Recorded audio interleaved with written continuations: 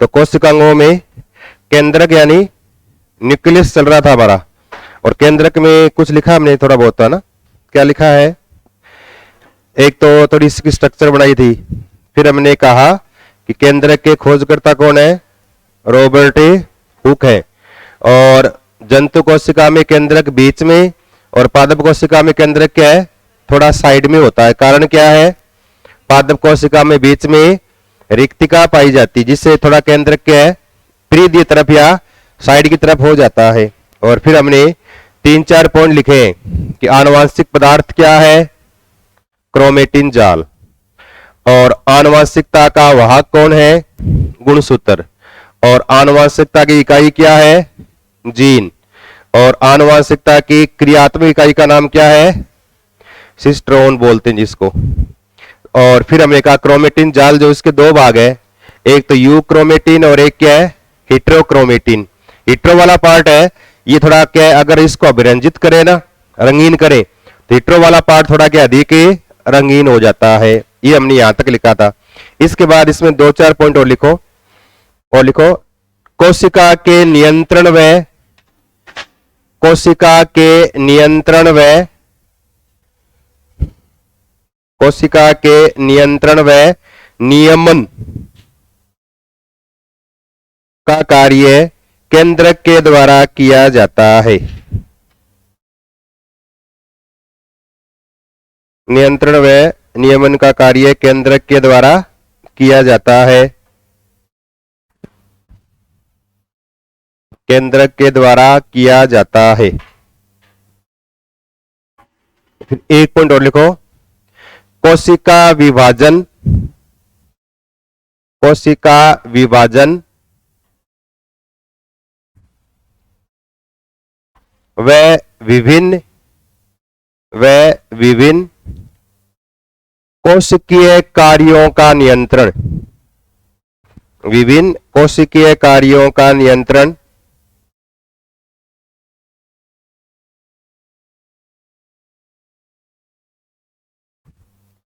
और फिर अगला एक पॉइंट और लिखो, केंद्रक में उपस्थित क्रोमेटिन जाल, केंद्रक में उपस्थित क्रोमेटिन जाल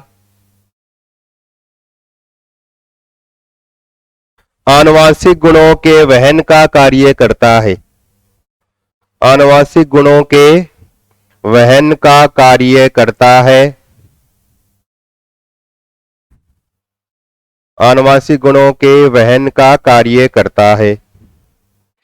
और ये क्रोमेटिन जाल जो है ये फिर किसके अंदर बदल जाता है, ये गुणसूत्र का निर्माण कर लेता है। ये तो थोड़ा सा हम लिखेंगे क्रोमोसोम यानी गुणसूत्र के बारे में। अगला हेडिंग लिखो आप, गुणसूत्र यानी क्रोमोसोम, गुणसूत्र या बोलते हैं क्रोमोसोम, गुणसूत्र या क्रोमोसोम। और ये क्रोमोसोम या गुणसूत्र जो है इसके खोजकर्ता कौन है, इसके खोजकर्ता हम लिखना स्ट्रॉसबर्गर, खोजकर्ता लिखो, गुणसूत्र के खोजकर्ता स्ट्रॉसबर्गर, गुणसूत्र के खोजकर्ता स्ट्रॉसबर्गर। और गुणसूत्र नाम किसके द्वारा दिया गया, गुणसूत्र जो नाम है वो वाल्डेयर के द्वारा दिया गया, गुणसूत्र नाम दिया गया वाल्डेयर के द्वारा।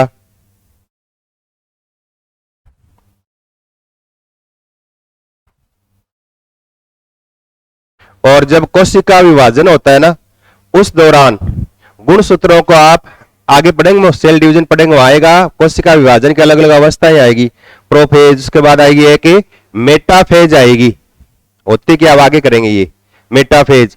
और इस मेटाफेज अवस्था में गुणसूत्र क्या बिल्कुल आपको स्पष्ट दिखाई देते हैं। इसलिए गुणसूत्रों का अध्ययन करते हैं ना, वो किस अवस्था में करते हैं, मेटाफेज अवस्था में किया जाता है। तो एक पॉइंट ये और लिखो नीचे, और लिखो, गुणसूत्रों को स्पष्ट रूप से, गुणसूत्रों को स्पष्ट रूप से कोशिका विभाजन की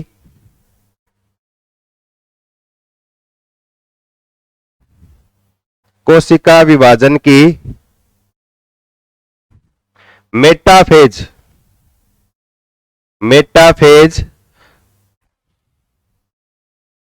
अवस्था में देखा जा सकता है।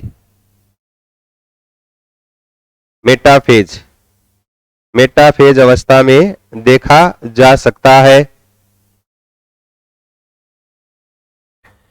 और प्रत्येक जीव के अंदर गुणसूत्रों की संख्या क्या होती है? एक समान रहती है। जैसे और जीव के अंदर कोशिकाएं दो प्रकार की होती है।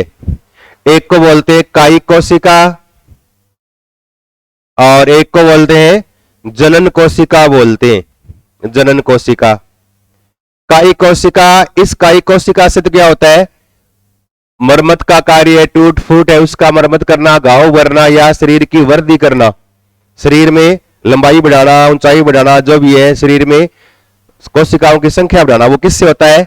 कायिक कोशिकाओं की सहायता से होता है। तो कायिक कोशिकाओं से तो शरीर की वृद्धि होती है, लेकिन जनन कोशिकाएं है ना, इनसे ये जनन में सहायक है। और पुरुषों के अंदर कौन सा है?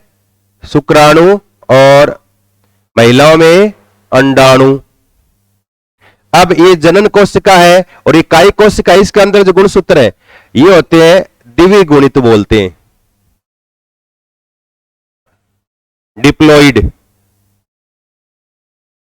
मतलब दो गुणे। और यहां जनन कोशिकाओं में जो गुणसूत्र हो गया होते हैं हेप्लॉइड, यानी अगुणित होते हैं, हेप्लॉइड। अब मनुष्य में कितने गुणसूत्र होते हैं? 46। इसलिए कायिक कोशिकाओं में तो गुणसूत्र कितने होंगे? 46 ही होंगे, सभी शरीर की सभी कोशिकाओं में। लेकिन जब जनन क्रिया के दौरान शुक्राणु अंडाणु का निर्माण हो, इनके अंदर गुणसूत्र कितने होते हैं? फिर 23 होते हैं। यहां भी कितना है? यहां पर भी 23। तो यहां अर्धसूत्री विभाजन के दौरान गुणसूत्रों की संख्या क्या है? आधी हो जाती है। और कायिक कोशिका में विभाजन कौन सा होता है? समसूत्री। तब गुणसूत्र आगे उतने ही रहते जाते हैं। 46 तो आगे वाले में कितने रहेंगे?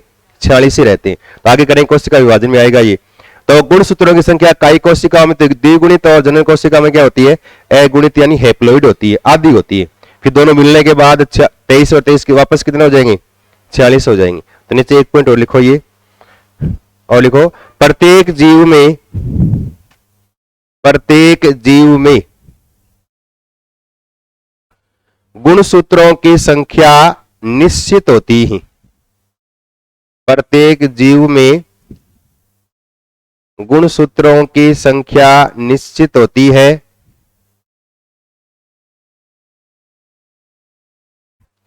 फिर अगला पॉइंट लिखो,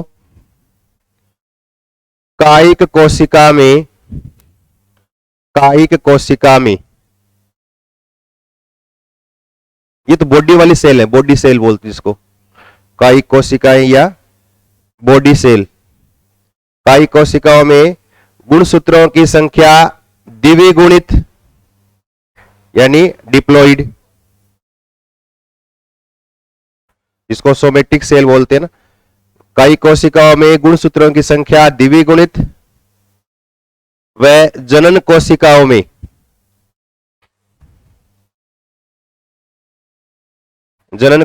में गुणसूत्रों की संख्या कितनी होती है?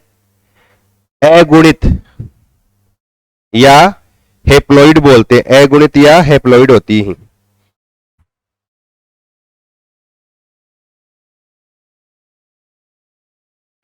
और मनुष्य में कितने गुणसूत्र होते हैं? 46 लिख लो। मनुष्य में गुणसूत्रों की संख्या 2n बराबर कितने हैं? 46 मनुष्य में। और n बराबर कितने हैं? 23 हो जाएंगे। ऐसे कबूतर के अंदर होते हैं ना, ये 2n बराबर कितने होते हैं? 80 होते हैं। n बराबर 40। ये तो कायिक कोशिका और ये किसमें है? जनन कोशिका में। ऐसे ड्रोसोफिला जो होता है ना, ड्रोसोफिला मक्खी जो होती है, इसमें गुण सूत्रों की संख्या 2n बराबर कितने होते हैं? 12 होते हैं। n बराबर 6।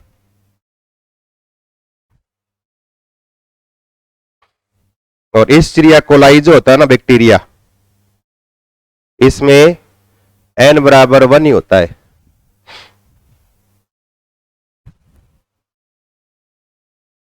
गुणसूत्रों की संख्या एक ही होती है। और इसी प्रकार लिखो, इसी प्रकार मटर में लिख लो। मटर में 2n बराबर 14 लिख लो, n बराबर 7 मटर में।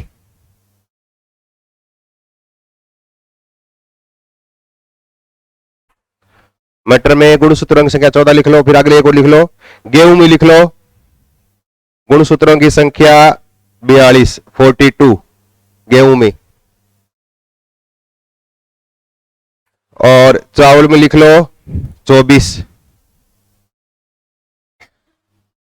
चावल में लिखो 24, 42 और चावल में लिख लो 24।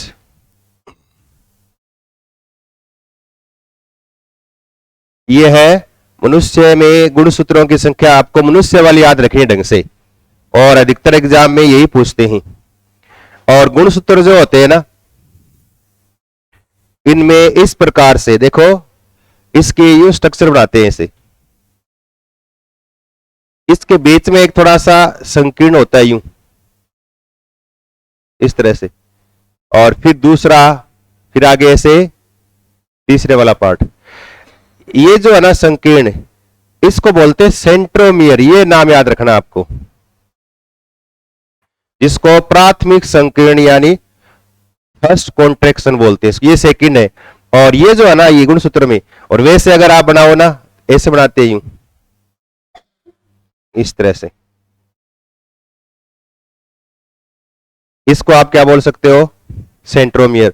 और ये जो होते हैं ना, ये वाले पार्ट, इनको क्या बोलते हैं? क्रोमेटिड। और आगे कोशिका विभाजन में है ना, क्रॉसिंग ओवर की घटना आएगी। आगे लिखेंगे किस घटना में क्रॉसिंग ओवर कहां होता है, वो किस में होता है? इस क्रोमेटिड वाले भाग में होता है। और ये सेंट्रोमियर जो है ना, इस सेंट्रोमियर के आधार पे किस गुणसूत्र में कितने सेंट्रोमियर है, इसके आधार पे इसके अलग अलग नाम बांटते हैं कि ए सेंट्रिक इसमें कोई नहीं हो, है ना, या दिविसेंट्रिक यानी दो सेंट्रोमियर हो, या पॉलीसेंट्रिक यानी बहुत सारे सेंट्रोमियर हो। उसके आधार पे अलग अलग प्रकार में बांटते हैं। तो ये दो नाम याद रखने, एक तो बीच वाला संकीर्ण वाला भाग, ये कौन सा है? सेंट्रोमियर है। और साइड वाले ये जो फलक वाले भाग, ये कौन से है? क्रोमेटिड कहलाते हैं। दो नाम लिख लो बस, ये गुणसूत्र में दो नाम लिख लो। एक तो लिख लो सेंट्रोमियर, बीच वाला भाग, और साइड वाले भाग इनको बोलते हैं क्रोमेटिड। ये इसी तरह से बना लो संरचना, बना के दो नाम लिख लो। ये बीच वाला भाग सेंट्रोमियर, और आगे आगे वाले भाग के क्रोमेटिड कहलाते हैं।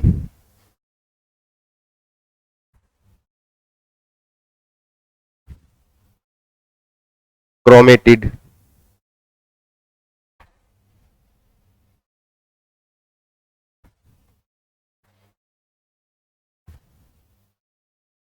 और ये क्रोमेटिड है ना, इनके ऊपर क्या होते हैं? इनके ऊपर क्या है? जीन्स पाए जाते हैं इन्हीं के ऊपर, क्रोमेटिड के ऊपर। तो एक पॉइंट लिखो, क्रोमेटिड पर, क्रोमेटिड बोलते हैं इनको, देखो क्रोमेटिड पर आनुवांशिक जीन पाए जाते हैं। क्रोमेटिड पर आनुवांशिक जीन पाए जाते हैं।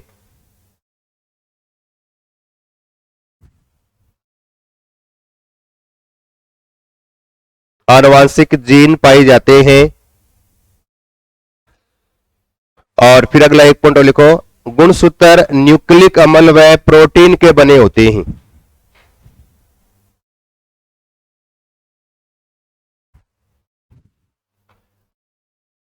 गुणसूत्र न्यूक्लिक अम्ल व प्रोटीन के बने होते हैं। और गुणसूत्रों में कौन सी प्रोटीन पाई जाती है? Histone protein. ये नाम याद रखना है। अगला पॉइंट ये लिखो, गुणसूत्र में पाई जाने वाली प्रोटीन हिस्टोन प्रोटीन। गुणसूत्र में पाई जाने वाली प्रोटीन हिस्टोन प्रोटीन।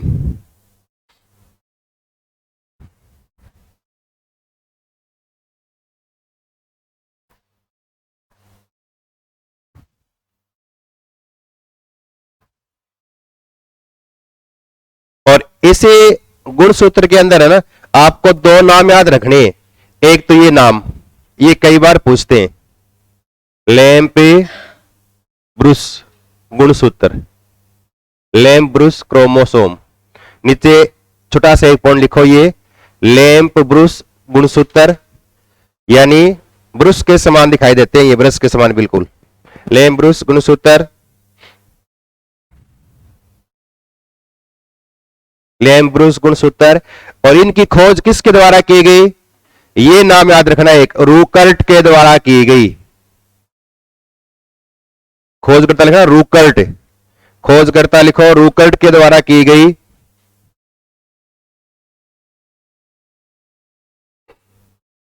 और जो मछली है, पक्षी है, जो अंडे देते हैं, अंडे के अंदर क्या है, योक वाले अंडे, मतलब जिसके अंदर बहुत सारा लिक्विड भरा रहता है, उन पृष्ठवंशियों की डिंब कोशिकाओं में, कहां होता है, डिंब कोशिकाओं में, योक सेल में, डिंब कोशिकाओं में लैम्प ब्रूस गुणसूत्र पाए जाते हैं।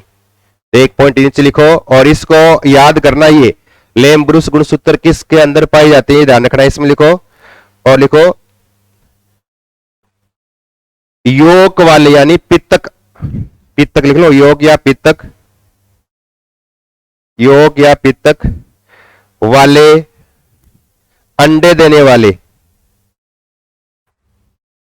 अंडे देने वाले पृष्ठवंशियों, पृष्ठवंशियों यानी कोडेटा, पृष्ठवंशियों, कोडेटा यानी पृष्ठवंशियों की डिंब कोशिकाओं में, योक सेल में की डिंब कोशिकाओं में, डिंब कोशिकाओं में लैम्प ब्रूस गुणसूत्र पाए जाते हैं, ये याद रखना है, लैम्प ब्रूस गुणसूत्र पाए जाते हैं।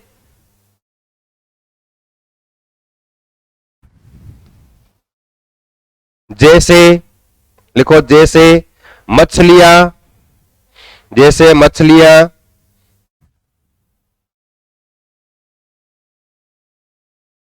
पक्षी व एम्फीबिया,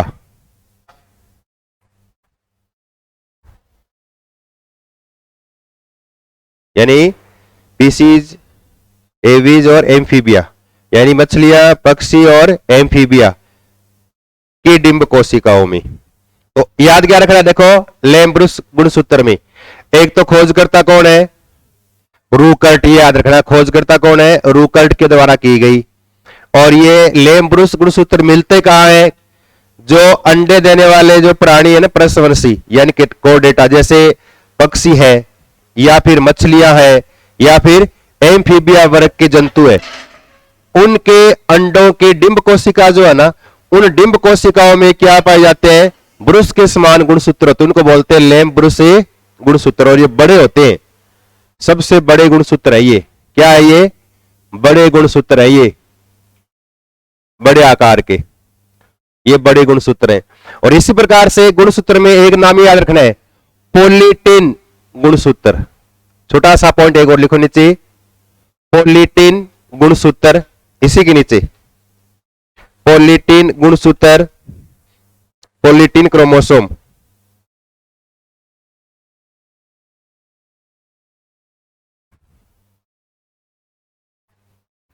और खोजकर्ता लिखो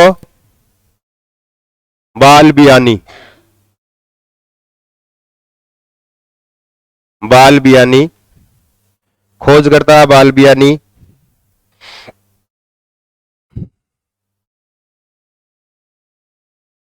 और कहां पाए जाते हैं, कीटों की लार ग्रंथियों में पाए जाते हैं। एक लाइन लिखो, कीटों की लार ग्रंथि यानी सिलाइवा ग्लैंड्स, कीटों की लार ग्रंथियों में पोलीटिन गुणसूत्र पाए जाते हैं,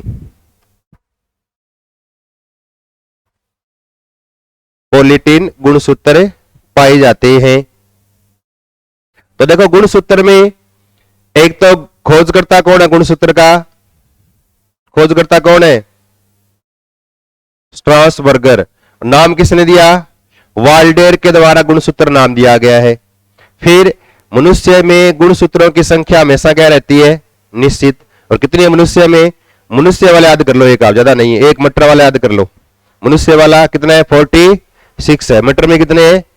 14 गुणसूत्र है। और गुणसूत्र दो रूपों में होते हैं, कायिक कोशिकाओं में और जनन कोशिकाओं में। कायिक कोशिका यानी सोमेटिक सेल जो होती है ना, बॉडी का निर्माण करने वाली कोशिकाएं, जो अगर कहीं घाव हो जाए तो उस घाव को भरने के लिए कोशिका विभाजन होता है ना, तब समसूत्री विभाजन होता है। उस दौरान गुणसूत्रों की संख्या कोशिका के अंदर क्या रहती है? बिल्कुल ही निश्चित या फिक्स रहती है, बदलती नहीं है वो। तो 46 ही रहे, उनको बोलते हैं कायिक कोशिकाओं में गुणसूत्रों की संख्या हमेशा 46 यानी द्विगुणित रहती है, डबल है। 2n बराबर 46 लिखते हैं, n बराबर कितना हो जाएगा? 23। और इसी प्रकार से एक जनन कोशिकाएं है, जनन कोशिकाओं में क्या है? नर व मादा में कोशिका विभाजन के दौरान अर्धसूत्री विभाजन होगा तो गुणसूत्र क्या हो जाएंगे? आधे हो जाएंगे। तो आधे नर के और आधे किसके? मादा के मिलेंगे, फिर वापस की तरफ 46, जिससे जाइगोट या युग्मनज का निर्माण होता है। तो जनन कोशिकाओं में क्या होती है? हमेशा हैप्लॉइड या अगुणित गुणसूत्र पाई जाते हैं, आधे पाई जाते हैं। और फिर गुणसूत्र के अंदर दो में नाम याद रखने हैं, बीच वाला सेंटर वाला भाग इसको क्या बोलते हैं? सेंट्रोमियर। साइड वाले ये फलक क्या कहलाते हैं? इनको क्रोमोमियर या क्रोमेटिड बोल देते हैं। क्या बोलते हैं? क्रोमेटिड। और इनके ऊपर ही क्या है? जीन्स पाए जाते हैं। और गुणसूत्र किसके मिलने से बनते हैं? प्रोटीन और न्यूक्लिक अम्ल के मिलने से। और प्रोटीन कौन सी होती है इनमें? हिस्टोन प्रोटीन पाई जाती है। और फिर आपको ये दो नाम एग्जाम में गुणसूत्र का जहां प्रश्न पूछे ना, सबसे पहले 90% चांस इन्हीं दो पे होता है कि लेम-ब्रुस गुणसूत्र किन में पाए जाते हैं। तो लेम-ब्रुस के खोजकर्ता रूकर्ट, और किन में होते हैं? यौक के अंडे वाली डिम्ब कोशिकाओं में। और किसके अंदर है? मछलियों में है, पक्षियों में है, या एम्फीबिया के अंडों की डिम्ब कोशिकाओं में ये लेम-ब्रुस गुणसूत्र, ब्रुस के समान गुणसूत्र होते हैं, जिनको लेम-ब्रुस गुणसूत्र बोलते हैं। खोजकर्ता रूकर्ट। पोलिटीन, ये भी बड़े गुणसूत्र है। किसने किया? बाल्बियानी ने इसकी खोज की थी। और ये कहां पाए जाते हैं? किसमें? हाँ, तो ये आपको याद रखनी है, पोलिटीन के खोजकर्ता और ये गुणसूत्र कीटों की लार ग्रंथियों में पाए जाते हैं। ये पॉइंट आपको याद रखना। और कई बार पूछते हैं कीटों की लार ग्रंथियों में पाए जाने वाले गुणसूत्र कौन से हैं? पोलिटीन।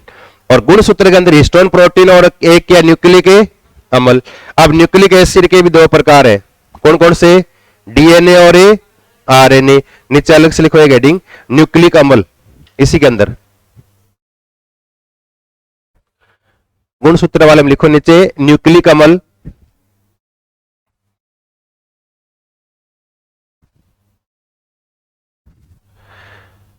न्यूक्लिक एसिड, न्यूक्लिक अम्ल।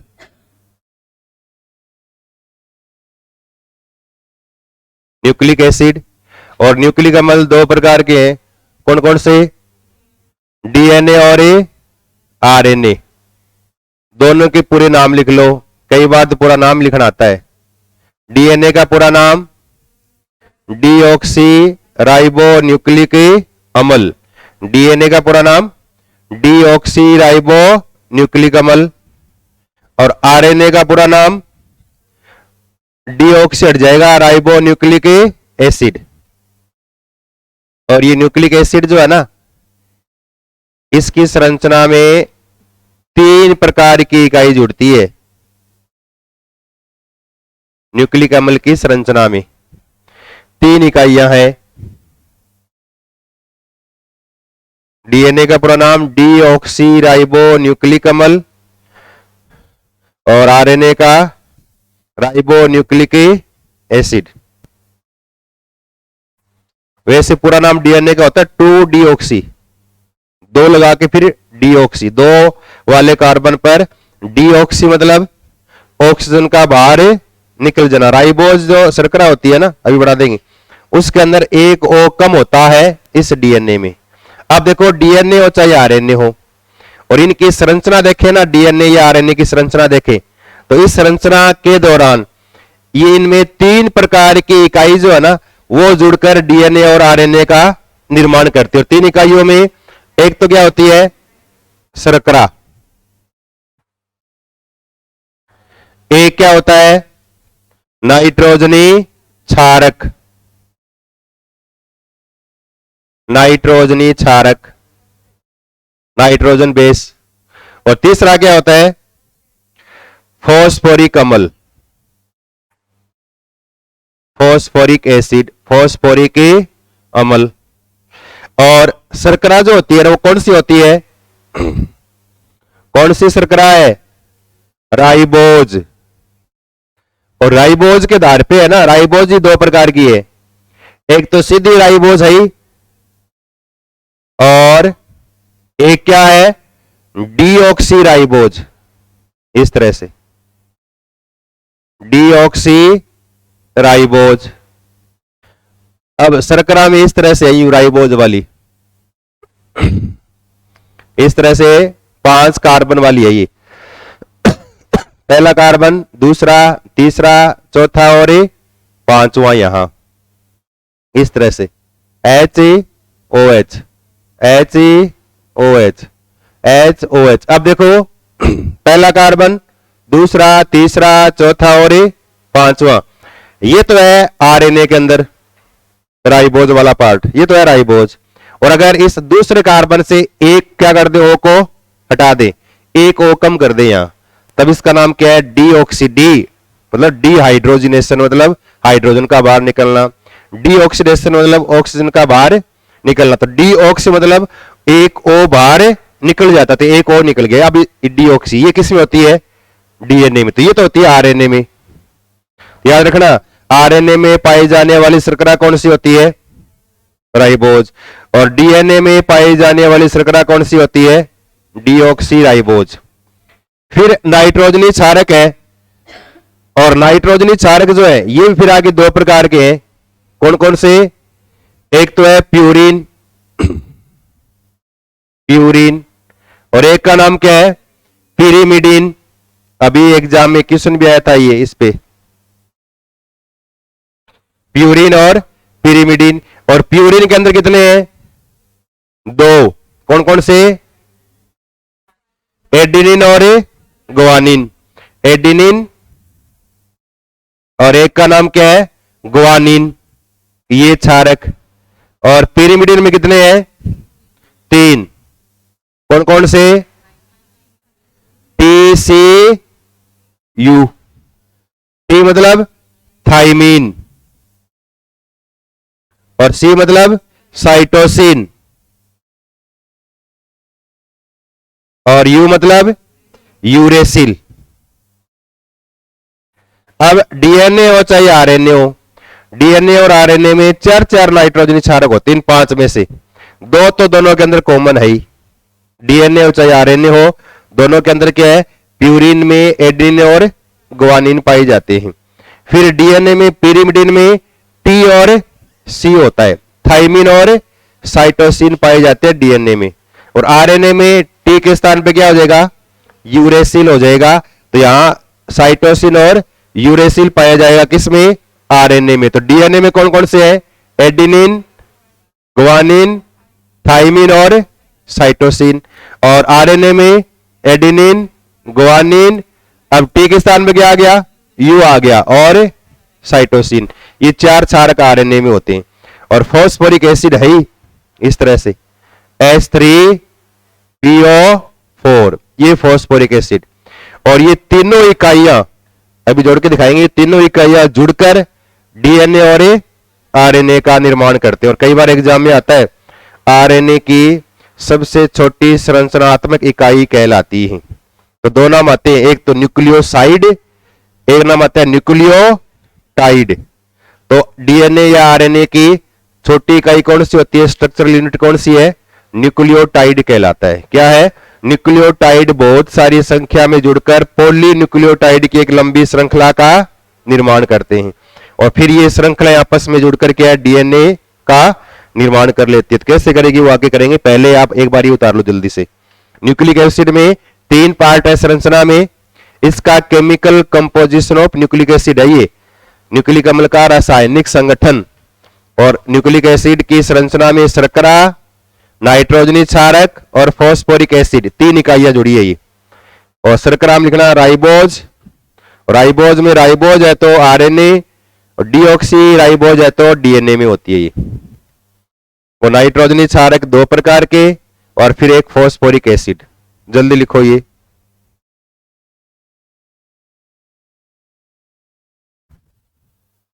लिख लिया, जल्दी करो। शर्करा, नाइट्रोजनी क्षारक, फॉस्फोरिक एसिड, ये 3 है। फिर लिख लेना ये डीएनए में नाइट्रोजनी क्षारक 4 ये, आरएनए में 4 ये।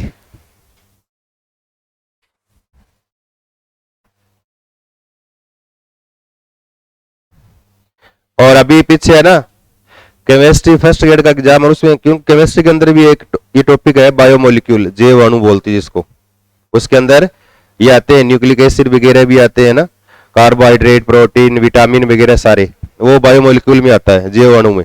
तो वहां पर एक क्वेश्चन आया था, डीएनए में निम्नलिखित में से कौन सा नाइट्रोजनी क्षारक नहीं पाया जाता, तब इसका नाम आया था किसका, यूरेसिल। तो यूरेसिल डीएनए में नहीं होता, किसमें होता है, तो दोनों में अंतर करते तब भी लिखते एक लाइन हम ये कि डीएनए में यूरेसिल पाया नहीं जाता, आरएनए में क्या है, यूरेसिल नाइट्रोजनी क्षारक पाया जाता है। लिख लिया। अब ये तीनों है ना, ये तीनों जुड़ेंगे और जुड़कर क्या बनाएंगे, न्यूक्लियोटाइड बनाएंगे। कैसे, देखो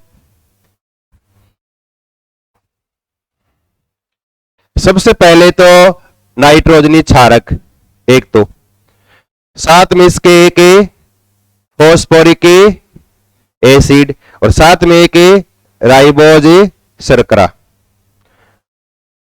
अब देखो राइबोज शुगर तो है ही, ये राइबोज और डीएनए होगा तो डीएनए में क्या हो जाएगी, डीऑक्सी राइबोज हो जाएगी, ऐसे इस तरह से।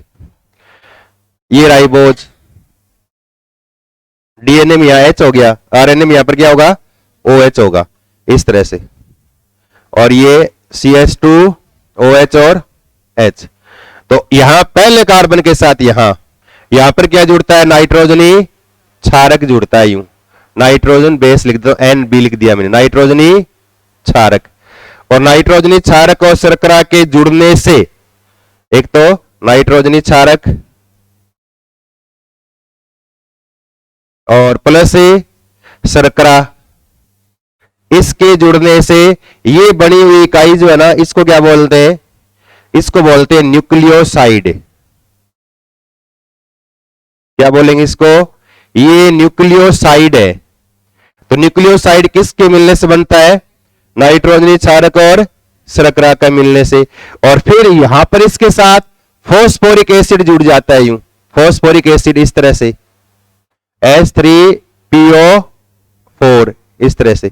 तो यहां से जल का एक अणु निकाल देंगे तो OH और H, H2O, ये इसके साथ जुड़ गया यूं। तो जुड़ने के बाद अब ये पूरी इकाई क्या कहलाएगी, न्यूक्लियोटाइड। ये क्या है पूरी, ये न्यूक्लियोटाइड है। अब ये न्यूक्लियोटाइड बन गया, ये न्यूक्लियोटाइड। इसका मतलब न्यूक्लियोसाइड में तो ये दो जुड़ेंगे, दोनों ने याद रखने। और न्यूक्लियोटाइड में आप ये बोल सकते हो न्यूक्लियोसाइड प्लस फॉस्फोरिक अम्ल, ऐसे बोल सकते हो, तब कहलाएगा न्यूक्लियोटाइड। या कह सकते हो नाइट्रोजनी क्षारक प्लस शर्करा प्लस फॉस्फोरिक अम्ल के मिलने से क्या बनता है, न्यूक्लियोटाइड। अब एक बन गया न्यूक्लियोटाइड ये। इसी प्रकार से इसके पास दूसरा न्यूक्लियोटाइड आएगा, और आप लिखते हो डीएनए में 3 डेज एंड 5 डेज एंड ऐसे लिखते हो डीएनए में। तो इसका अर्थ क्या होता है, देखो अर्थ में यहां इसका तीसरा कार्बन 1 2 3 ये तीसरा कार्बन क्या करेगा, अगले न्यूक्लियोटाइड के साथ जुड़ेगा। और अगले न्यूक्लियोटाइड में क्या, यहां पर ये फॉस्फोरिक एसिड वाला ग्रुप, तो यहां से एक OH के साथ जुड़ेगा, जल निकाल देंगे, और एक O डायरेक्ट यहाँ पे आके क्या हो जाएगा, जुड़ जाएगा ऐसे। नीचे है ना, यहां से H2 निकाल दोगे, निकालते वापस इस तरह से P ऐसे कर देंगे, फिर नीचे वाला भाग चला जाएगा ऐसे। तो ऐसे बहुत सारे न्यूक्लियोटाइड जुड़ जाएंगे, जुड़कर क्या बना लेंगे कि लंबी श्रृंखला बना लेंगे ऐसे न्यूक्लियोटाइड की। और उस श्रृंखला में बीच में तो क्या होगा, अब कहते डीएनए की स्ट्रैंड में या डीएनए की श्रृंखला में होते हैं, या डीएनए का स्ट्रैंड किसके मिलने से बनता है। और उसमें नाम आ जाए कि फॉस्फोरिक एसिड, दूसरा शर्करा, तीसरा नाइट्रोजनी क्षारक, चौथा तीनों के मिलने से, इस तरह से आ जाए। किस किस के मिलने से बनता है ये वाला स्ट्रैंड, ये किससे मिलकर बनेगा, ये स्ट्रैंड है, ये चल रहा है। इस स्ट्रैंड में एक तो फॉस्फोरिक एसिड वाला ग्रुप, और एक क्या होगी फिर शर्करा, फिर फॉस्फोरिक एसिड, फिर शर्करा, फिर फॉस्फोरिक एसिड, फिर शर्करा एस चलेंगी। और नाइट्रोजनी क्षारक जुड़ा कहां है? इस शर्करा के ऊपर जुड़ा है यहां, तो ये नाइट्रोजनी क्षारक ऐसे न कि स्टैंड के अंदर है यूं। तो नाइट्रोजन, ये स्टैंड जो है ना डीएनए का, ये हमेशा फॉस्फोरिक एसिड और शर्करा के मिलने से बनता है, न कि नाइट्रोजनी क्षारक से। तो नाइट्रोजनी क्षारक साइड में जुड़ा रहता है। लेकिन अगर ये आज डीएनए की संरचना किस किस के मिलने से बनती है, तब तीनों के नाम आएंगे, शर्करा, नाइट्रोजनी क्षारक और फॉस्फोरिक एसिड। दो जुड़ेंगे तो कहलाएंगे न्यूक्लियोसाइड, तीनों जुड़ जाएंगे कहलाएंगे न्यूक्लियोटाइड। नीचे इसी प्रकार से लिखना, नीचे लिखना नाइट्रोजनी क्षारक प्लस नाइट्रोजनी क्षारक प्लस शर्करा, फिर लिखो बराबर करके न्यूक्लियोसाइड। नाइट्रोजनी क्षारक प्लस शर्करा मिलेगा तो क्या बनेगा? आगे लिखो न्यूक्लियोसाइड। फिर एक ये लिख लो न्यूक्लियोसाइड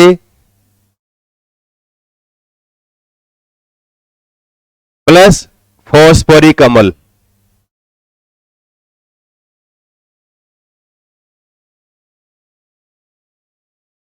इसके मिलने से क्या बनेगा? न्यूक्लियोटाइड।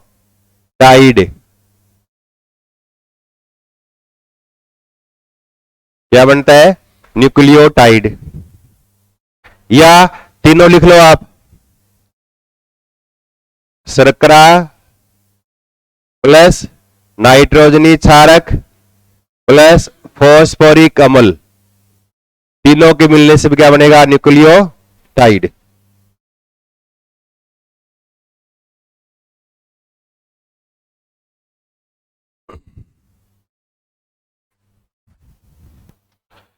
ये पॉइंट याद रखना आपको, न्यूक्लियोसाइड किस किस के मिलने से बनता है और न्यूक्लियोटाइड किस किस के मिलने से बनेगा, ये पॉइंट याद रखना है।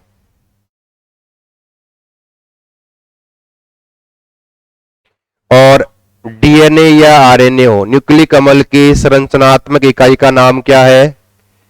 ये छोटे छोटे न्यूक्लियोटाइड ही मिलकर क्या है? पॉलीन्यूक्लियोटाइड बनाएंगी, और उससे फिर आगे क्या बनेगा? डीएनए और आरएनए का निर्माण हो जाएगा। नीचे अलग से एक लाइन लिखो और इसको अंडरलाइन करना। ये मिटा दूं, ये स्ट्रक्चर बनाने की आवश्यकता नहीं है, याद करनी नहीं है आपको। ये नीचे एक लाइन लिखो, न्यूक्लिक अम्ल की संरचनात्मक इकाई, न्यूक्लिक अम्ल की संरचनात्मक इकाई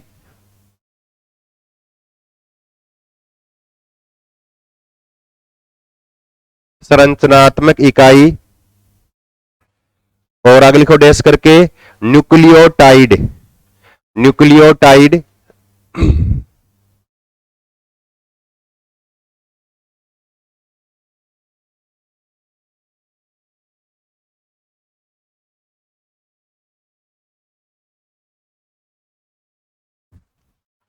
इस तरह से, जैसे मान लो ये डीएनए का स्टैंड है, तो डीएनए का स्टैंड किस किस के मिलने से बनता है? फॉस्फोरिक एसिड और शर्करा के मिलने से बनता है। ये बात याद रखनी है आपको। और शर्करा पे क्या लगा हुआ है? फिर नाइट्रोजनी क्षारक लगा है, यहां नाइट्रोजनी क्षारक शर्करा पे इस तरह से। इधर भी क्या है? शर्करा पे नाइट्रोजनी क्षारक लगे हैं ऐसे। और नाइट्रोजनी क्षारक जो है ना, वो चार थे डीएनए में। कौन कौन से? एडेनिन, गुआनिन, थाइमिन और साइटोसिन, ये चार है। तो इस तरह से अगर मान लो यहां एडेनिन जुड़ा है नाइट्रोजनी क्षारक, तो उस आगे दूसरे स्टैंड, जो डीएनए में दो स्टैंड लिपटे रहते हैं, तो लिपटे रहेंगे एक दूसरे के साथ में, क्या है कि हाइड्रोजन बंध के द्वारा जुड़े रहते हैं। अब हाइड्रोजन बंध बनेगा ना, वो कैसे बनेगा? इधर वाला स्टैंड एक दूसरा स्टैंड, उनके आमने सामने वाले ये नाइट्रोजन क्षारक जुड़ेंगे आपस में H बॉन्ड यानी हाइड्रोजन बंध से। तो एडेनिन जुड़ता हमेशा किसके साथ में? टी थाइमिन के साथ। और जी जुड़ेगा हमेशा सी यानी साइटोसिन के साथ। तो यहां अगर ए आएगा तो यहां पर क्या आएगा? सामने टी आएगा, और इनके बीच क्या बनेंगे? ऐसे दो H बॉन्ड बनेंगे हाइड्रोजन बंध। अगर मान लो यहां सी आ गया तो यहां पर क्या आएगा सामने, फिर टी आएगी। इनके बीच कितने बनेंगे, ट्रिपल बॉन्ड, यानी 3 हाइड्रोजन बंध बनेंगे इस तरह से। जैसे यहां आ गया टी तो यहां पर क्या आएगा, फिर सी, ऐसे यहां ये क्या हो गया, हाँ हाँ। और इधर देखो, मान लो यहां आ गया अगर टी तो यहां पर क्या आएगा, ए आ जाएगा इसे इस तरह से। तो यानी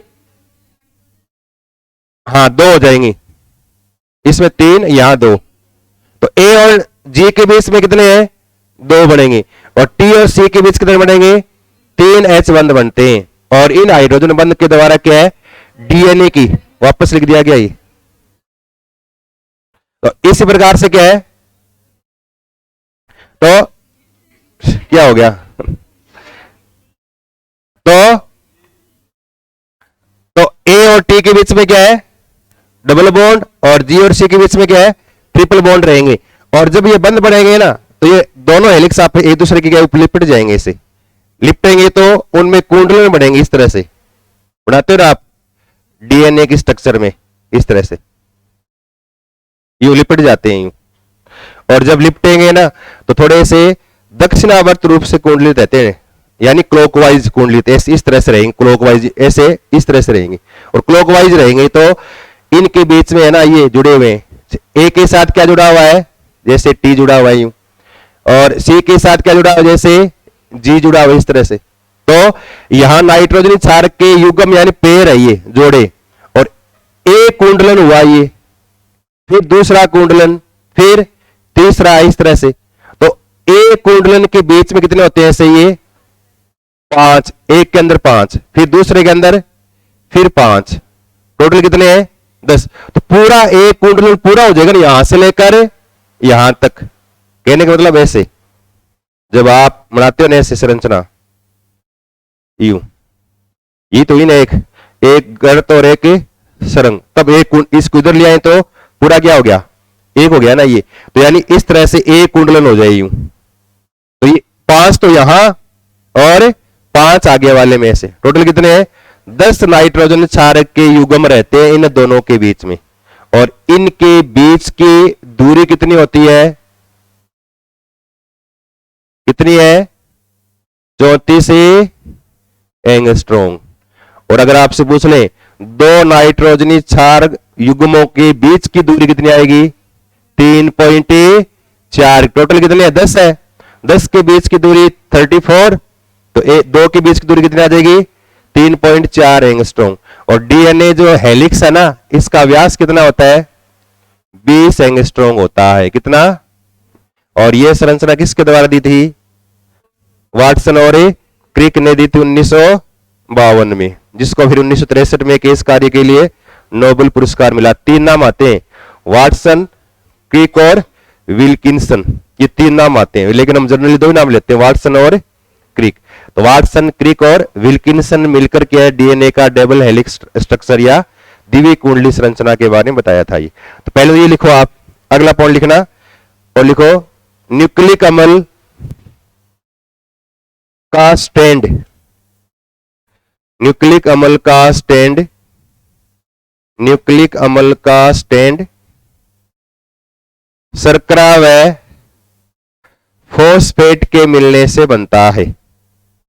फॉस्फोरिक एसिड है ये, जिसको फॉस्फेट बोल देते हैं, फॉस्फेट के मिलने से बना है।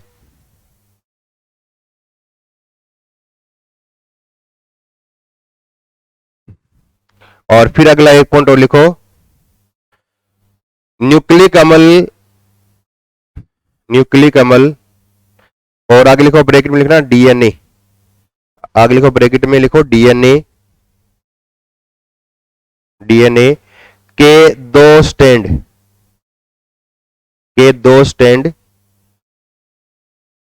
के 2 स्टैंड आपस में हाइड्रोजन बंध के द्वारा, हाइड्रोजन बंध के द्वारा जुड़े रहते हैं, हाइड्रोजन बंध के द्वारा जुड़े रहते हैं। जिसमें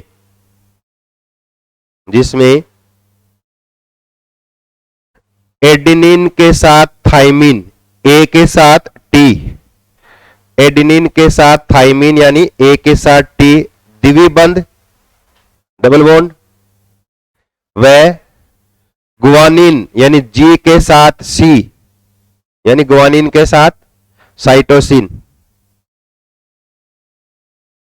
ट्रिपल बॉन्ड यानी त्रिबंध के द्वारा जुड़े रहते हैं, त्रिबंध के द्वारा जुड़े रहते हैं।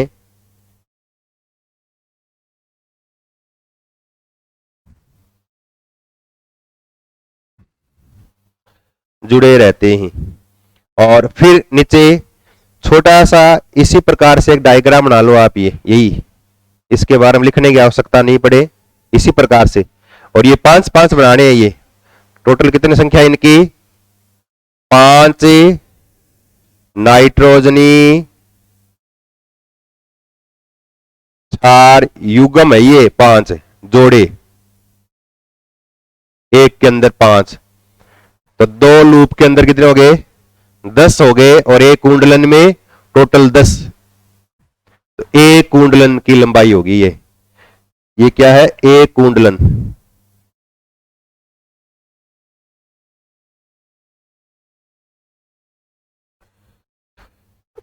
यानी फोल्ड, एक फोल्ड है ना, उसकी लंबाई 34 एंगस्ट्रॉम।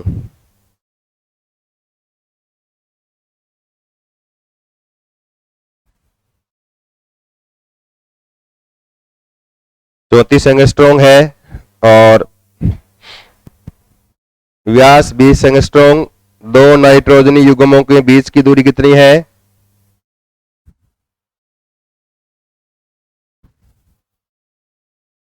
3.4 एंगस्ट्रॉम।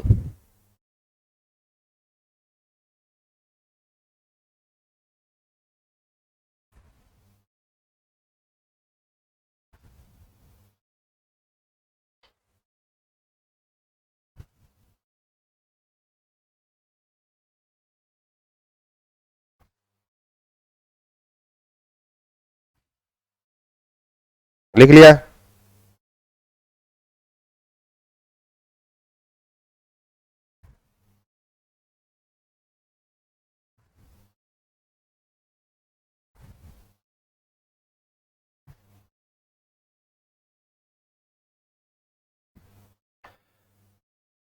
और यह न्यूक्लिक अम्ल नाम किसके द्वारा दिया गया?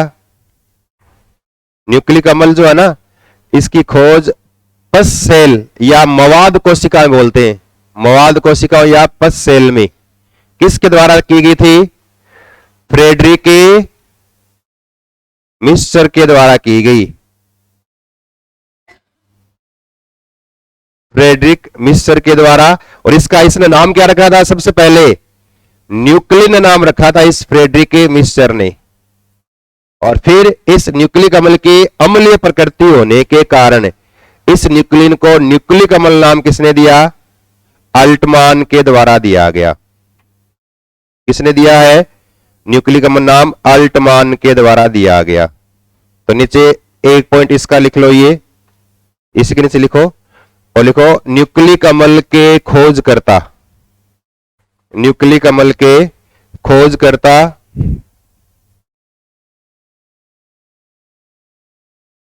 और लिखो Frederick Miescher, Frederick Miescher,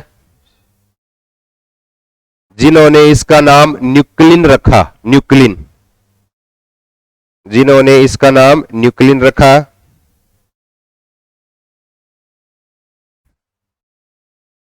nuclein.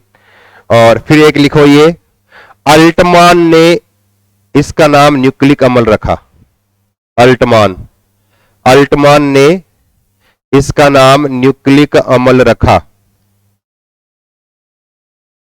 Altmann ने इसका नाम न्यूक्लिक अम्ल रखा।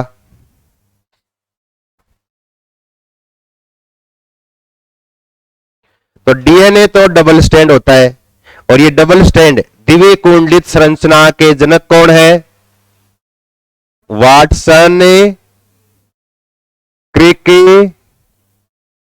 और विल्किंसन, ये 3 नाम याद रखने हैं। लिख लो ये। डीएनए की द्विकुंडलित संरचना वाटसन, क्रिक व विल्किंसन के द्वारा दी गई। डीएनए की द्विकुंडलित संरचना वाटसन व क्रिक व विल्किंसन के द्वारा दी गई। वाटसन, क्रिक व विल्किंसन।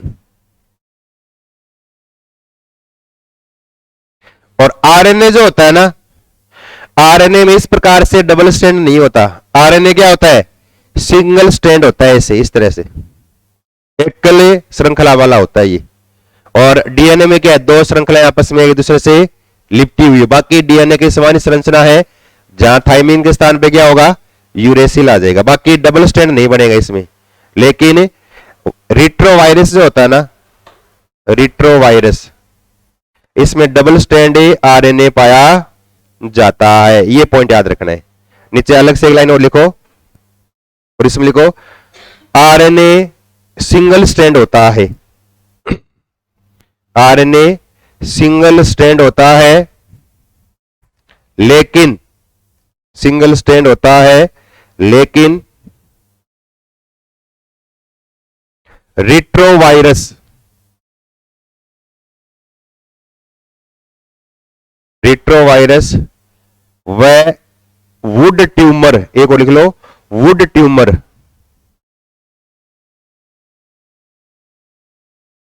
वुड ट्यूमर में आरएनए डबल स्ट्रैंड होता है। आरएनए के 2 स्ट्रैंड होते हैं।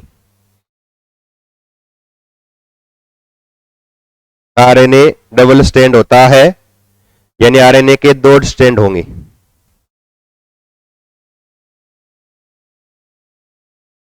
और डीएनए मुख्य रूप से कहां मिलता है? केंद्रक में। इसके अलावा कुछ लिखा है मैंने, माइटोकॉन्ड्रिया और लवक के अंदर भी डीएनए पाया जाता है, खुद का डीएनए होता है उनका। और आरएनए कहां होता है? आरएनए का निर्माण तो कहां होता है?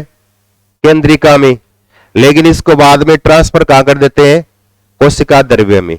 तो साइटोप्लाज्म जो होता है कोशिका द्रव्य, उसके अंदर पाया जाता है आरएनए। बाकी डीएनए क्या है? कोशिका ये केंद्रक में पाया जाता है। तो एक लाइन वो लिखो नीचे, डीएनए मुख्य रूप से केंद्रक में, डीएनए मुख्य रूप से केंद्रक में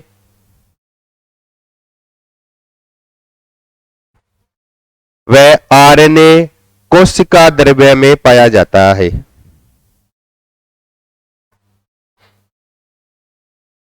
कोशिका द्रव्य में पाया जाता है।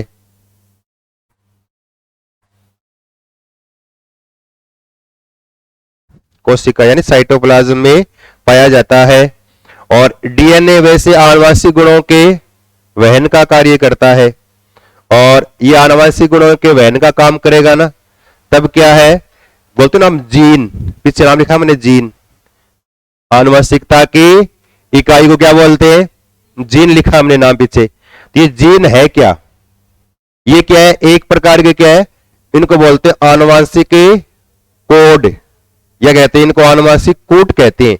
और आनुवंशिक कोड जो है ना, कि जैसे किस प्रकार की प्रोटीन का निर्माण, कहां हमें किस प्रकार की प्रोटीन चाहिए और किस प्रकार की प्रोटीन का हमें निर्माण करना है, वो मुख्य रूप से क्या है?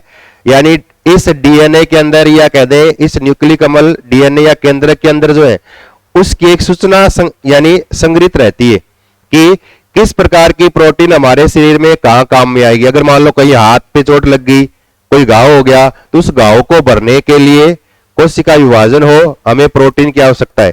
तो वहां पर हमें किस प्रकार की प्रोटीन की आवश्यकता है, वो सारे सूचनाएं केंद्र के अंदर क्या है? संकलित रहती है, या केंद्र के अंदर यानी संग्रहित रहती है। और वो सूचनाएं क्या है? आनुवंशिक कोड के रूप में रहती है। और जब प्रोटीन का निर्माण होगा ना, तो यानी प्रोटीन का निर्माण किसके मिलने से होता है?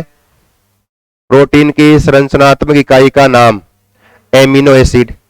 तो कहते हैं कि प्रकृति में टोटल 20 प्रकार, वैसे 22 हो गए, लेकिन हम जनरली क्या है 20 प्रकार बोलते हैं। 20 प्रकार के एमिनो एसिड जुड़कर अनंत प्रकार की प्रोटीन का निर्माण करते हैं। 10 आवश्यक और 10 अनावश्यक बोलते हैं जिसको हम। तो वो जुड़ेंगे ना, तो कौन सा एमिनो एसिड किसके बाद जुड़ेगा, उनके जुड़ने का एक निश्चित क्रम होता है। और इसी क्रम का निर्धारण किया था फ्रेडरिक सेगर ने सबसे पहले। किसमें? इंसुलिन हार्मोन में। तो पहले है ना शुगर वाली बीमारी जो थी ना, वो क्या थी? लाइलाज बोलते थे। शुगर यानी जिसके डायबिटीज हो गया वो लाइलाज बीमारी मानते थे। आजकल तो क्या है, टेबलेट चल गई है या इंजेक्शन वगैरह है, वो किसके आते हैं? इंसुलिन के आते हैं। तो इंसुलिन, पहले इंसुलिन का निर्माण केवल मनुष्य शरीर या जीवों के शरीर में होता था, ये मानते थे। तो जीवों के शरीर से इंसुलिन लेके किसी के अंदर लगाना ज्यादा संभव था नहीं, तो सबके लगाना संभव नहीं है ऐसे, तो इसलिए क्या मानते शुगर को लाइलाज। लेकिन फ्रेडरिक सेगर ने फिर क्या किया, 1953 में उसने क्या किया, इंसुलिन हार्मोन है ना, उसके अंदर 76 जो एमिनो एसिड है वो एक निश्चित क्रम में जुड़े रहते हैं। तो उसने उस क्रम का पता सबसे पहले लगाया था कि इस क्रम में एमिनो एसिड जुड़कर इंसुलिन हार्मोन का निर्माण कर रहे हैं। फिर हमने क्या किया, उन्हीं एमिनो एसिड को उसी क्रम में जोड़कर हमने क्या बना लिया, बाहर बना लिया लेबोरेटरी में, क्या? इंसुलिन हार्मोन का संश्लेषण कर लिया, जिसका हम इंजेक्शन लगाते हैं या टेबलेट काम में लेते हैं। तो यानी एमिनो एसिड कोई भी प्रोटीन हो, क्योंकि हार्मोन क्या प्रोटीन के बने होते हैं, तो कोई भी प्रोटीन हो उसका निर्माण एमिनो एसिड के एक निश्चित क्रम में जुड़ने के बाद ही होता है। तो उसका हमेशा क्रम क्या रहेगा, हमेशा फिक्स रहेगा। जैसे बोलते हो ना आप हीमोग्लोबिन, हीमोग्लोबिन के अंदर क्या है 576 जो है ना एमिनो एसिड एक निश्चित क्रम में जुड़कर हीमोग्लोबिन का एक अणु बनाते हैं। और अगर उसमें एक भी एमिनो एसिड का क्रम बदल जाए तो इससे क्या है, सिकल सेल एनीमिया रोग हो जाता है। यानी आरबीसी वहां से एक आकार की, यानी द्रांति बोलो, द्रांति खत्म काम में ले, उस तरह से। तो द्रांति हो ना यूं, तो हास्य के आकार की हो जाती है आरबीसी। तो वो फिर क्या करेगी, ऑक्सीजन के परिवहन का कार्य कर देगी, बंद कर देगी। तो सिकल सेल एनीमिया रोग, देखो एक एमिनो एसिड बदला है, बस बदलते ही पूरी प्रोटीन का काम क्या हो गया, चेंज हो गया। तो प्रोटीन क्या काम करेगी वो डिपेंड करता है एमिनो एसिड के क्रम पर। और वो क्रम जो है ना वो हमेशा उसका होता है निर्धारण आनुवंशिक कूट या जेनेटिक कोड से होता है। और हर एमिनो एसिड का एक निश्चित क्या रहता है, कोड। जब प्रोटीन का निर्माण होता है ना, प्रोटीन के निर्माण के लिए डीएनए तो प्रोटीन का निर्माण का नियंत्रण कंट्रोल करता है, लेकिन प्रोटीन का निर्माण करता कौन है, आरएनए के द्वारा होता है। और आरएनए प्रोटीन का निर्माण करेगा तो अपने ऊपर क्या है, उन आनुवंशिक कूट या जेनेटिक कोड को जोड़ लेता है।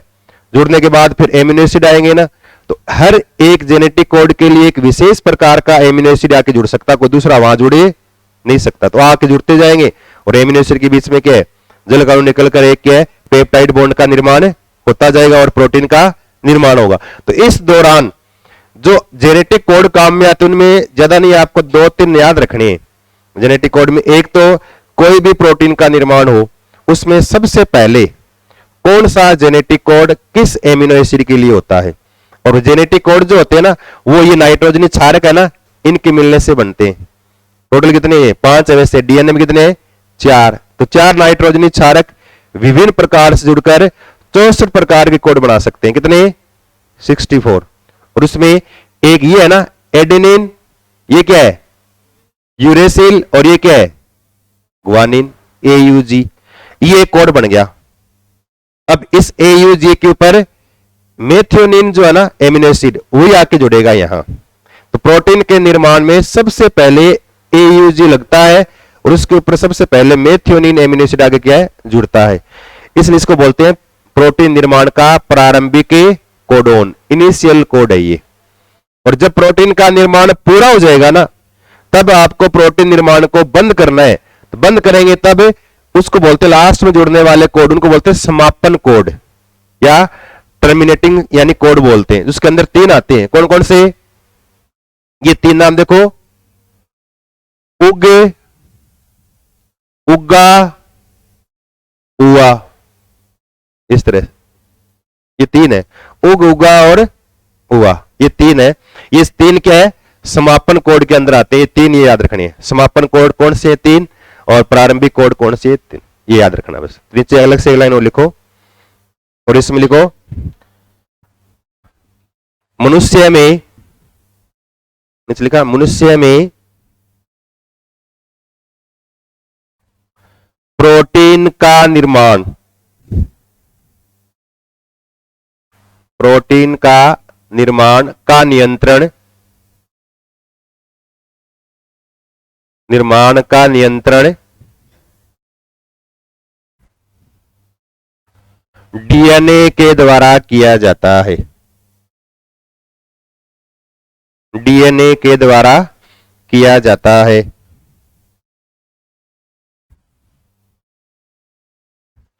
और जिस प्रोटीन की आवश्यकता है ना, उसकी सूचना डीएनए को तुरंत मिल जाएगी। और डीएनए क्या करेगा? सबसे पहले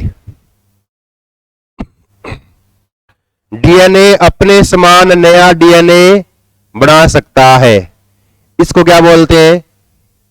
डीएनए का प्रतिकृतिकरण या डीएनए का रेप्लिकेशन बोलते हैं इसको। प्रतिकृतिकरण यानी रिप्लिकेशन। अब नया डीएनए है ना, इस पुराने डीएनए ने डीएनए को सूचना दी है कि आपको इस प्रकार की प्रोटीन के संश्लेषण करना है, इस प्रकार उसमें इस प्रकार के एमिनो एसिड आपको जोड़ने हैं। तो क्या करेगा ये नया डीएनए?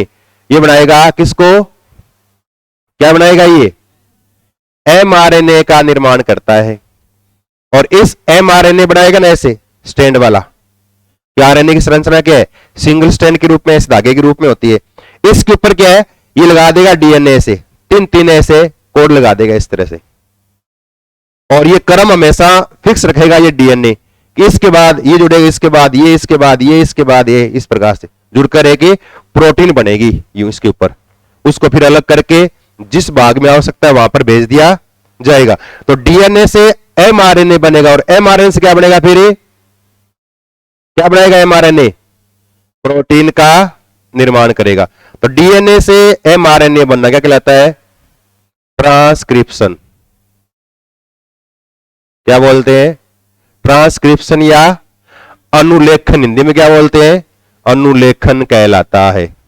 और फिर एमआरएनए से प्रोटीन बनना ट्रांसलेशन। ट्रांसलेशन जिसको क्या बोलते हैं? अनुवादन बोलते हैं, हिंदी में अनुवादन कहलाता है।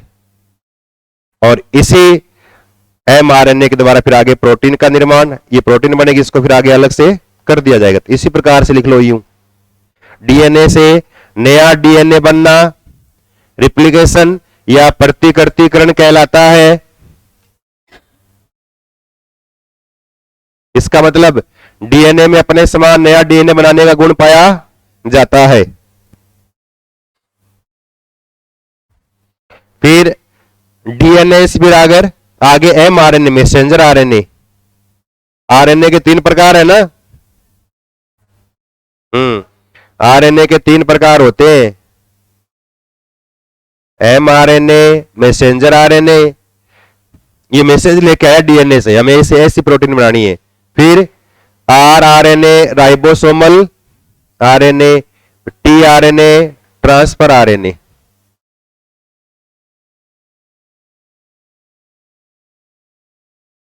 तो आरएनए प्रोटीन का निर्माण करे तो इसको अनुवादन या ट्रांसलेशन कहते हैं।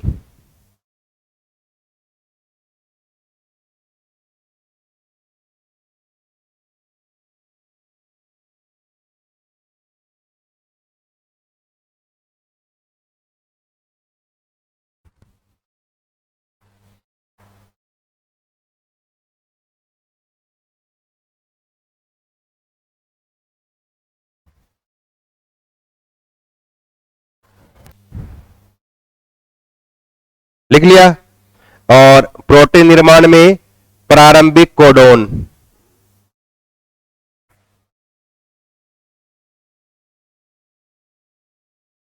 प्रारंभिक कोड कौन सा है? AUG। तीन तीन नाइट्रोजनी क्षारक के जुड़ने से क्या बनेगा? एक जेनेटिक कोड बनता है, तीन नाइट्रोजनी क्षारक के जुड़ने से। और समापन कोडोन कौन से हैं?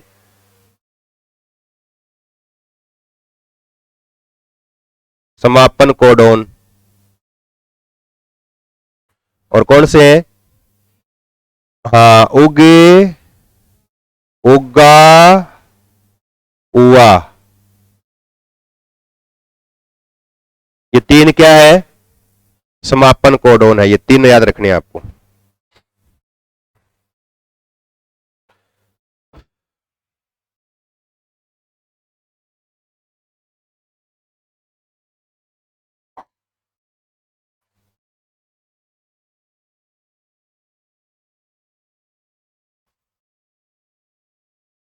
उग, उगा और उआ, UAG, UGA और UAA, ये समापन कोडोन है।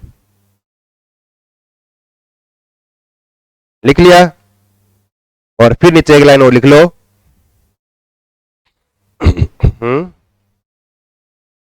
हाँ लिख लो, लिख लो। प्रारंभिक कोडोन AUG, उसके बाद समापन वाले 3।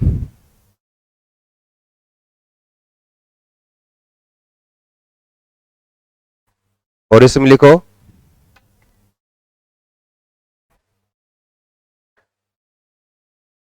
DNA में 4 नाइट्रोजनी क्षारक, DNA में 4 नाइट्रोजनी क्षारक विभिन्न प्रकार से जुड़कर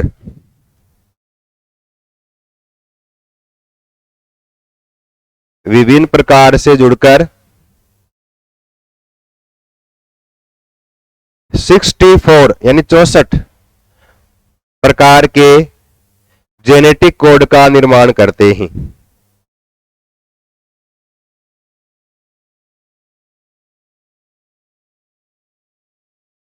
चौसठ प्रकार के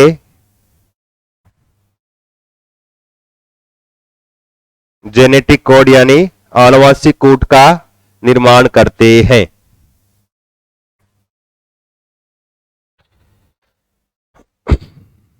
ये तो थोड़ा सा आपको याद रखना है। अगर आपसे कह दिया अब DNA और RNA में कोई 5 अंतर बताओ, DNA और RNA में कोई 5 अंतर बताइए, तो पहले दोनों का पूरा नाम है ना, डीऑक्सीराइबो न्यूक्लिक एसिड और राइबो न्यूक्लिक एसिड। दूसरा DNA double stand, RNA single stand होता है। डबल किस में होता है? रेट्रोवायरस में और वुड ट्यूमर में डबल स्टैंड होता है। और बताओ उसके बाद RNA में कौन सी शर्करा? राइबोज। DNA में डीऑक्सी राइबोज शर्करा। फिर अगला DNA आनुवांशिक गुणों के वहन का कार्य और RNA प्रोटीन संश्लेषण का कार्य करता है। और DNA में प्रतिकृतिकरण का गुण रिप्लिकेशन हो सकता है, RNA में प्रतिकृतिकरण का गुण नहीं होता। और DNA केंद्रक में, RNA कोशिका द्रव्य में पाया जाता है। कर सकते हो ना ये? DNA में एडेनिन, गुआनिन, साइटोसिन और थाइमिन, और RNA में थाइमिन के स्थान पे क्या होगा? यूरेसिल होता है। बता सकते हो ऐसे? ऐसे DNA और RNA में आपको थोड़ा अंतर आना चाहिए। फिर छोटा सा लिखो एक पॉइंट, ये जीव द्रव्य क्या बोलते हैं इसको? प्रोटोप्लाज्म। प्रोटोप्लाज्म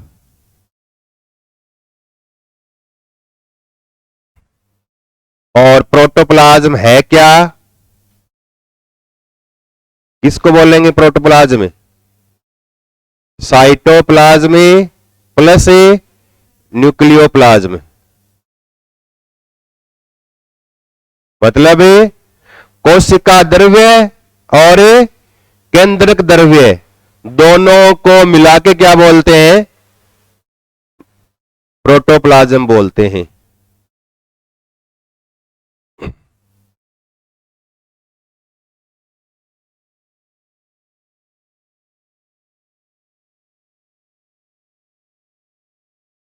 दोनों को मिला के बोलते हैं, है ना? इस तरह से ये केंद्र के बीच वाला भाग, तो केंद्रक वाला द्रव्य ये और कोशिका वाला द्रव्य ये, इन दोनों को मिला के ये तो साइटोप्लाज्म है और ये क्या है? न्यूक्लियोप्लाज्म है। अलग अलग और दोनों को मिला दें तब पूरा क्या कहलाएगा? ये प्रोटोप्लाज्म कहलाएगा। और इसी साइटोप्लाज्म और केंद्रक द्रव्य पूरा ये प्रोटोप्लाज्म, और इस प्रोटोप्लाज्म के अंदर कोशिका अंग है बहुत सारे, केंद्रक भी है। ये बाकी माइटोकॉन्ड्रिया, राइबोसोम, लाइसोम जो भी है ना, सारे सारे कोशिकांग है। अगर इस जीव द्रव्य में से सारे कोशिकांगों को निकाल दिया जाए, उसके बाद बचा हुआ लिक्विड, उसको क्या बोलते हैं? हाइलोप्लाज्म। क्या बोलेंगे उसको? हाइलोप्लाज्म कहा जाता है। तो एक लाइन नीचे अलग से लिख लो। और लिखो यदि कोशिकांगों को अलग कर दिया जाए, कोशिकांगों को अलग कर दिया जाए, अलग कर दिया जाए तो शेष बचा जीव द्रव्य हाइलोप्लाज्म कहलाता है।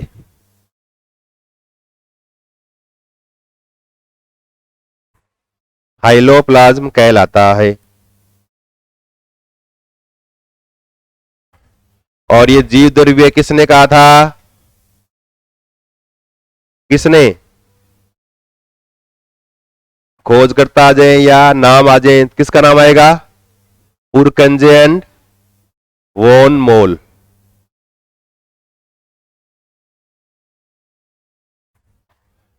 तो पुरकंजे एंड वॉन मोल के द्वारा इसको प्रोटोप्लाज्म या जीव द्रव्य कहा गया। एक लाइन लिख लो, ये जीव द्रव्य शब्द पुरकंजे व वॉन मोल के द्वारा दिया गया। और पीछे इसके बारे में हमने एक शब्द और लिखा था, इसके बारे में पीछे हमने एक शब्द लिखा था, क्या बोलते हैं इसको? जीवन का भौतिक आधार भी कहते हैं। किसने कहा था ये? हक्सले ने। एक लाइन और लिख लो, ये हक्सले ने जीव द्रव्य को जीवन का भौतिक आधार कहा है।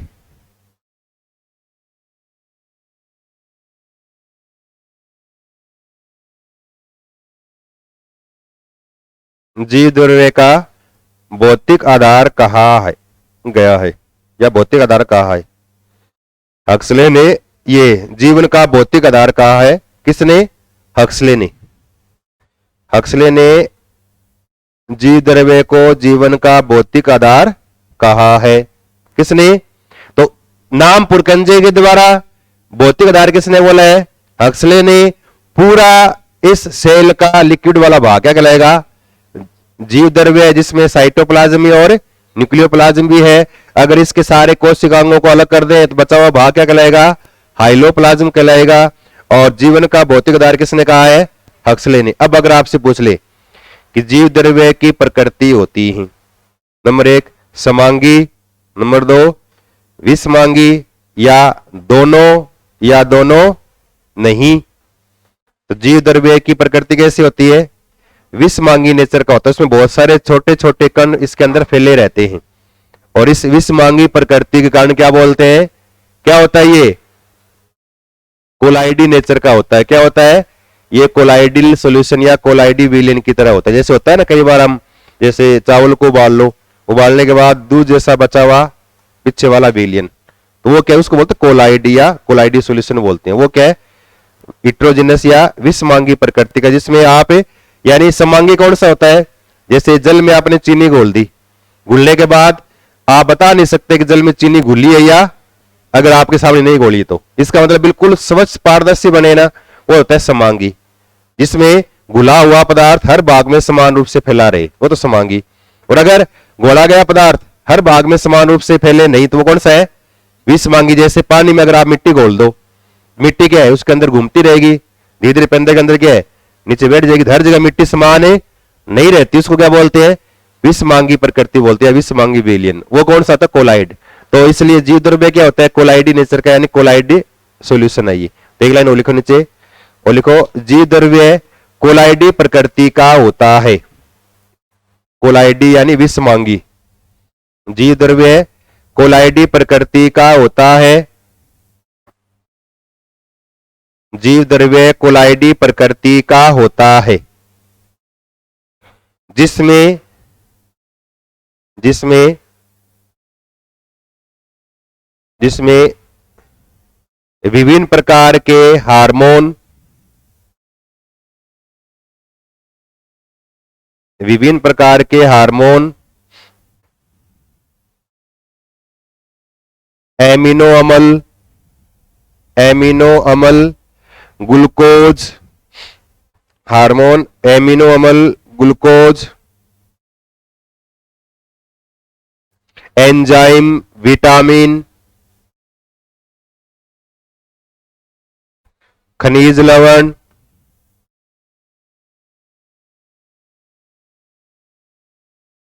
खनिज लवण आदि पाए जाते हैं,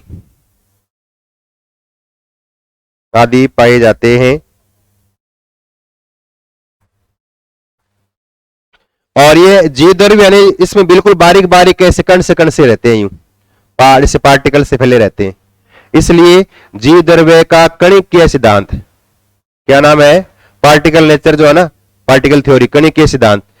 तो अल्टमान ने कहा था इसकी प्रकृति कैसी होती है, कणिकीय यानी कणों के समान होती है। तो एक लाइन ये लिखो नीचे, जीव द्रव्य कणीय प्रकृति का होता है। जीव द्रव्य कणीय यानी बारीक से इसमें कण होते हैं, कणीय प्रकृति का होता है। इसलिए जीव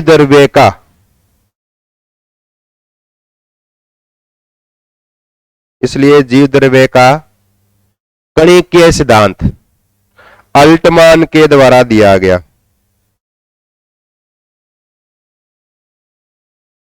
अल्टमान के द्वारा दिया गया।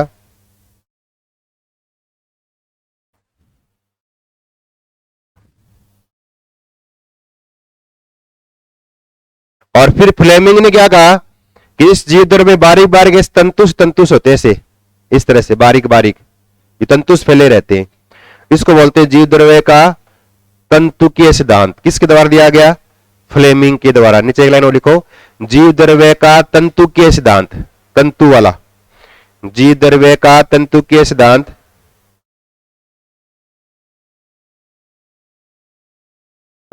सिद्धांत और लिखो फ्लेमिंग के द्वारा दिया गया।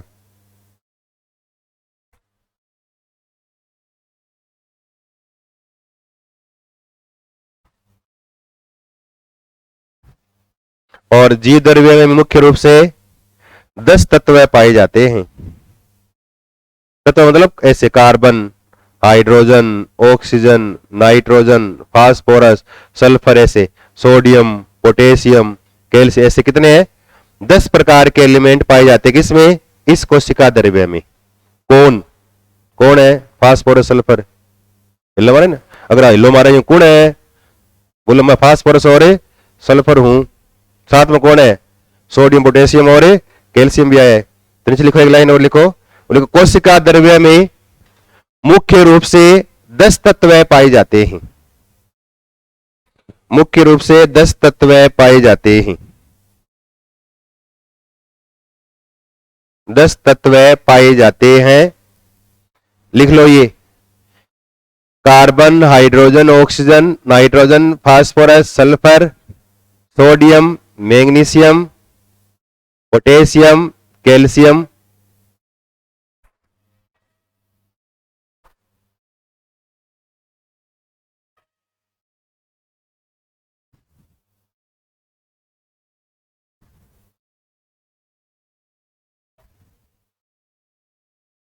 और इस जीव द्रव्य में कार्बनिक पदार्थ भी होते हैं और अकार्बनिक, दोनों प्रकार के पदार्थ होते हैं जीव द्रव्य में। एक लाइन और लिखो नीचे, 10 लिख लिया ना, ये 10 हो गए क्या, ये 1 2 3 4 5 6 7 8 9 और 10।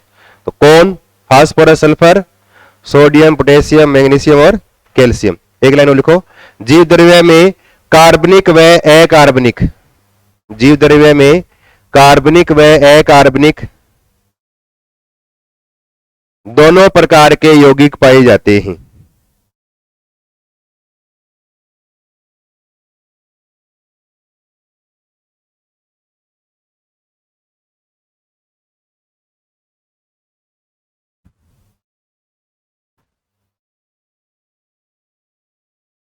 दोनों प्रकार के यौगिक पाए जाते हैं।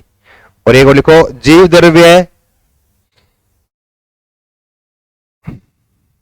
द्रव्य अब कहते हैं जीव द्रव्य की प्रकृति कैसी होती है, अम्लीय, क्षारीय।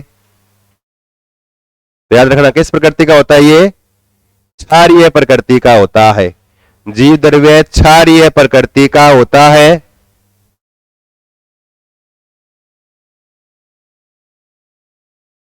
जिसकी अधिकतम पीएच 8.5 तक होती है।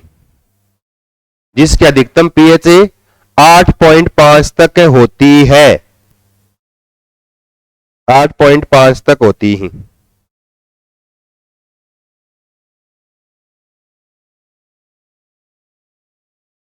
ये थोड़ा सा आपको प्रोटोप्लाज्म के बारे में याद रखने मेन पॉइंट है ये। तो पहला तो प्रोटोप्लाज्म या जीव द्रव्य शब्द किसके द्वारा दिया गया है? पुरकंजे के द्वारा, या साथ में कौन है? वोन मोल है। और दूसरा, इसको जीवन का भौतिक आधार किसने कहा है? हेक्सले ने कहा है। और जीव द्रव्य दोनों को मिला के बोलते किसको? साइटोप्लाज्म और न्यूक्लियोप्लाज्म, यानी कोशिका का द्रव्य वाला भाग, लिक्विड वाला भाग क्या कहलाएगा? प्रोटोप्लाज्म कहलाएगा। और एक नाम रखा है हाइलोप्लाज्म, सभी कोशिकांग निकाल दें तो कहलाएगा फिर क्या? हाइलोप्लाज्म कहलाएगा। और ये जीवन का भौतिक आधार, मतलब सभी कोशिकांगों के लिए एक माध्यम का काम करता है। ये कोशिकांग इसके अंदर क्या घूमते रहते हैं, तो माध्यम के रूप में क्या ये एक जीव द्रव्य फैला रहता है। और इसमें कार्बनिक पदार्थ भी और अकार्बनिक पदार्थ भी है। 10 प्रकार के एलिमेंट पाए जाते हैं। और प्रकृति इसकी क्या होती है? क्षारीय प्रकृति का होता है। ये तो कुछ एक आपको जीव द्रव्य के पॉइंट याद रखने। उसके बाद अगला लिखो हेडिंग, छोटा सा एक पॉइंट और लिख लो, रिक्तिका। इसके बाद कोशिकांग वाला पार्ट पूरा हो जाएगा। ये वैक्यूल्स, रिक्तिका या वैक्यूल्स पादप कोशिका में कहां होती है? ये बीच में। और जंतु कोशिका में साइड में। पादप कोशिका में क्या होती है? बड़ी। जंतु कोशिका में क्या होती है? छोटी। 2-3 पॉइंट अपने हिसाब से लिख लो आप। ये लिख लो अपने हिसाब से लिखो। ये पादप कोशिका में बड़ी व जंतु कोशिका में छोटी।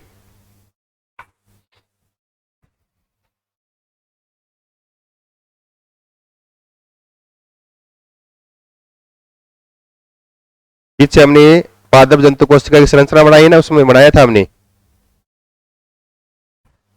पादप कोशिका में बड़ी, जंतु कोशिका में छोटी।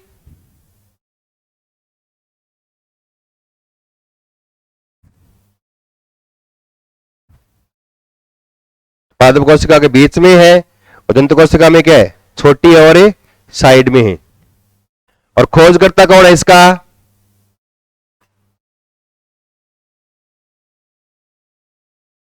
Do jardin.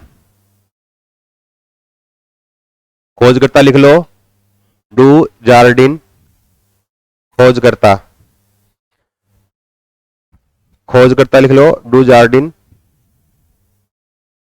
और ये रिक्तिका जो होती है बीच में, इसकी चारों तरफ झिल्ली रहती है, ऐसे बनी हुई, वैसे इस तरह से बनाया था हमने। और ये झिल्ली जो है ना रिक्तिका वाली, इसको बोलते हैं टोनोप्लास्ट। एक लाइन और लिखो नीचे, लिखो रिक्तिका की झिल्ली को टोनोप्लास्ट कहा जाता है।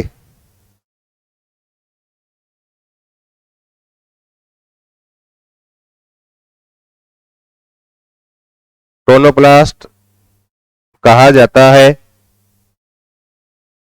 जिसमें चयनात्मक पारगम्यता का गुण पाया जाता है। जिसमें चयनात्मक पारगम्यता का गुण पाया जाता है। चयनात्मक पारगम्यता। और क्या काम करती है ये? क्या काम करती है?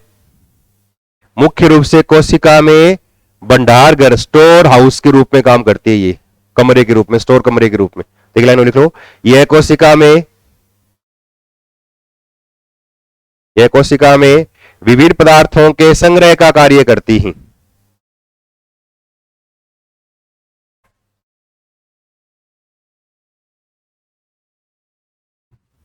विभिन्न पदार्थों के संग्रह का कार्य करती है। और कुछ जीवों में है ना, ये रिक्तिका, इसके अंदर गैस भरी रहती है रिक्तिका में, जिससे क्या है, जीव में क्या है, उत्प्लावता वाला गुण, यानी पानी में डूबेगा नहीं। जैसे ब्लू ग्रीन एल्गी जो होते हैं ना, उनके अंदर क्या है, ये गैस यानी हवा भरी रहती है, जिससे कि डूबते नहीं है। तो एक लाइन और लिख लो, और लिखो ब्लू ग्रीन एल्गी, नील हरित शैवालों में, नील हरित शैवालों में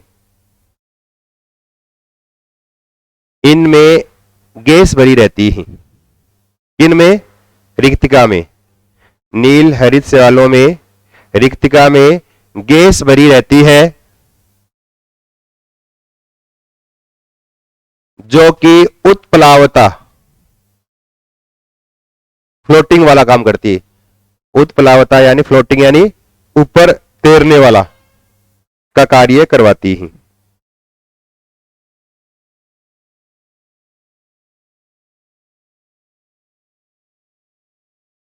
और छोटा सा एक पॉइंट और लिखना, ग्लाइऑक्सिसोम,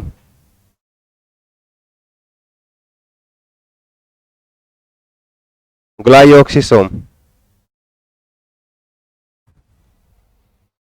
केवल पादप कोशिका में पाए जाते हैं ये, और ग्लाइऑक्सिलेट चक्कर से संबंधित एंजाइम इसमें पाई जाती है। एक लाइन लिख लो, बस एक लाइन लिख लो, केवल पादप कोशिका में उपस्थित ग्लाइऑक्सिसोम, केवल पादप कोशिका में उपस्थित,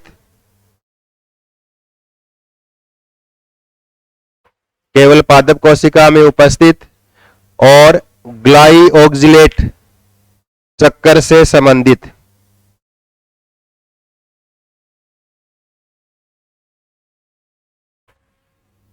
ग्लाइऑक्सिलेट चक्कर से संबंधित एंजाइम पाए जाते हैं।